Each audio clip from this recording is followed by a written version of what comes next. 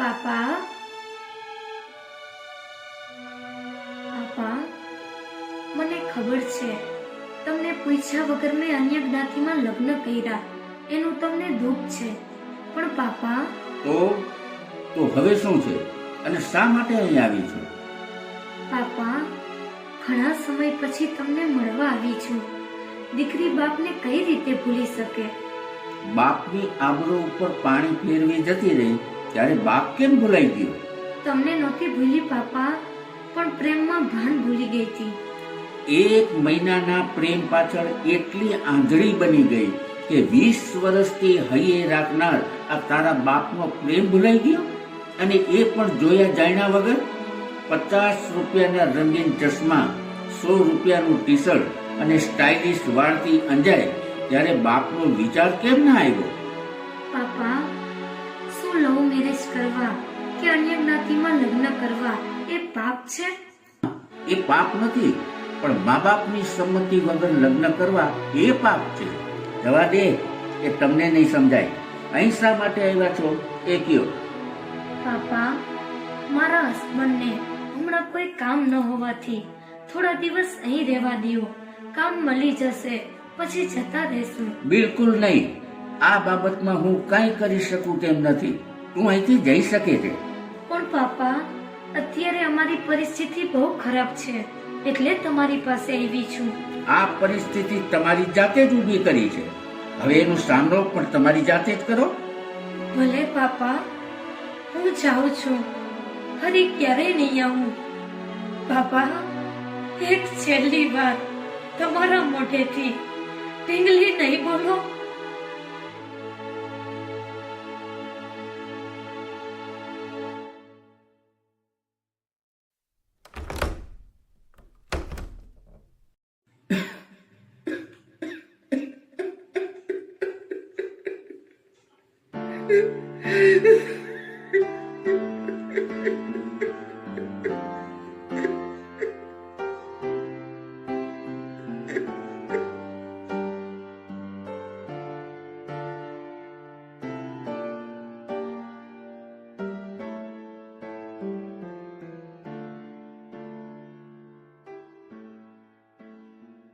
જઈ આવી બાપના ઘરે? શું દઈ દીધું તારા બાપે? મને ખબર જ હતી નાલાયક છે તારો બાપ. ખબરદાર, મારા પપ્પા વિશે કાંઈ ન બોલતા. 1 વાર નહીં 100 વાર કહીશ, તારો બાપ નાલાયક છે, નાલાયક. પ્લીઝ આવું ન બોલો, પ્લીઝ. હવે તો તને 2 હાથ જોડું છું. તારા બાપની મિલકત જોઈને તો તારી સાથે લગ્ન કર્યા હતા. તારા બાપે તને ના સ્વીકારી તો હું ક્યાંથી સ્વીકારું? હવે અહીંયા તારી કાંઈ જરૂર નથી. ચાલ, નીકળ અહીંથી. મારા પપ્પાએ ઠોકર મારી અને આજ તમે આમ રસ્તે રઝળતી મૂકી દેશો તો હું ક્યાં જઈશ? રસ્તે ભીખ માંગજે, પણ અહીં ના આવજે. ચાલ, નીકળ મારા ઘરની બહાર. કાકા, દીકરી, મેં બધું સાંભળી લીધું છે. તું જરાય મૂંઝાઈશ નહીં. આ તારો કાકો હજી જીવે છે. ચાલ મારી સાથે. દીકરી, એક બહુ ખરાબ સમાચાર છે. તારા પાપા હવે આ દુનિયામાં નથી રહ્યા. તો શું થયું? ચાલ દીકરી, ઘરે બધા તારી રાહ જોવે છે, અંતિમ દર્શન કરવા. નહીં કાકા, હું નહીં આવી શકું. મને રસ્તે રઝળતી મૂકનાર મારા પપ્પાના મારે દર્શન નથી કરવા. આજ તમે મને મદદ કરી, એ દુકાન અપાવી, એક બાપની ફરજ પૂરી કરી, અને મારા પપ્પાએ દીકરી, આવું ન બોલ. ગમે તેમ તો એ તારા પાપા છે. બસ એકવાર ઘરે આવી જા, મારા ખાતર. ભલે કાકા, તમે કહો છો એટલે જરૂર આવીશ. તમે જાઓ, હું હમણાં જ આવું છું.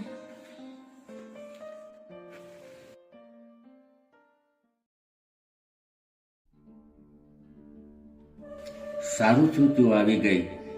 હમણાં તારા પાપાને લઈ ગયા. અને લે બેટા, આ એક કવર તારા પાપાએ આપ્યું છે. બની શકે તો એકવાર જરૂર વાંચી લેજે. હું અત્યારે જાઉં છું, સાંજે ફરી પાછો આવીશ.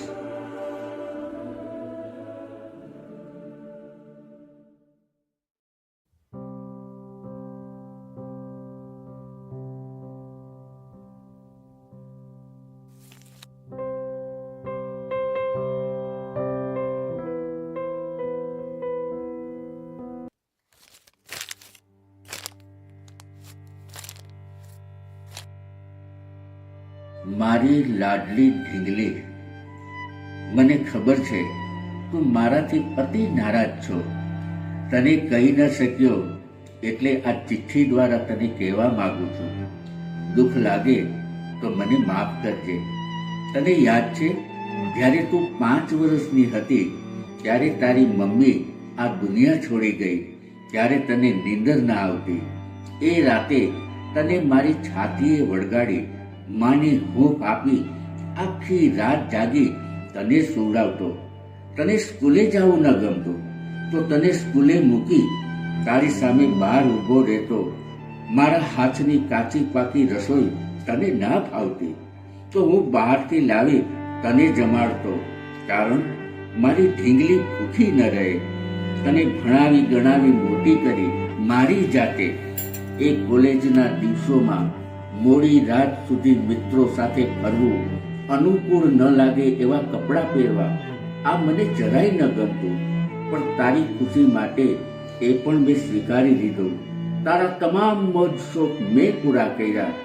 પણ જે દિવસે તારી મરજીથી લગ્ન કર્યા એ પણ એવા સાથે જેના વિશે તું જાણતી પણ નહોતી. માત્ર બહારના દેખાવથી તું આકર્ષાઈ અને પ્રેમમાં આંધળી બની અને એને જીવન સાથી બનાવી લીધો. મેં તમામ તપાસ કરી તો જાણવા મળ્યું કે એ તારા માટે જરાય લાયક નહોતો. એકવાર બાપને પૂછવાનો પણ વિચાર ન કર્યો. કેટલો હરખ હતો મારી ઢીંગલીને સાસરે વળાવવાનો. જ્યારે તારી મમ્મીનું અવસાન થયું ત્યારે એટલો નહોતો રહ્યો જે તારા આઘાતથી રહ્યો છું. પણ હવે એ વાતનો કોઈ સાર જ નથી. આ ચિઠ્ઠી લખવાનો હેતુ કે ઘરના કબાટમાં તારા લગ્ન માટે ખરીદેલા દાગીના તથા તારા મમ્મીના દાગીના પડ્યા છે અને મારી તમામ મિલકત તથા આ ઘર તારા નામે કરાવેલ છે. તેમાં કાગળો તથા બેંકમાં રાખેલ રૂપિયા સંભાળીને લઈ લેજે. કાશ મને સમજી શકી હોત. એક ખરાબ બાપ સમજીને મને માફ કરી દેજે. સદાય સુખી રહેજે મારી ઢીંગલી. પાપા, કાકા, મારા એક ખોટા પગલાના કારણે પાપા મને મૂકીને જતા ગયા. પાપાને હું સમજી ન શકી. આજ સમજાય છે કે મા બાપની આતેડી બારીને લગ્ન કરવાથી જિંદગી બરબાદ થઈ જાય છે. મને માફ કરી દો પાપા, માફ કરી દો. બસ દીકરી, હવે શાંત થઈ જા. અને આજ તને એક વાત કરવી છે. દીકરીને આપવા માટે બાપનું ખિસ્સું કોઈ દિવસ ખાલી ન હોય. કોઈ બાપ પોતાની દીકરીને દુઃખી જોઈ ન શકે. તું રસ્તે રઝળતી ન થઈ જાય એ માટે એ દુકાન તારા કાકાએ નહીં પણ તારા પાપાએ લઈ આપેલ છે.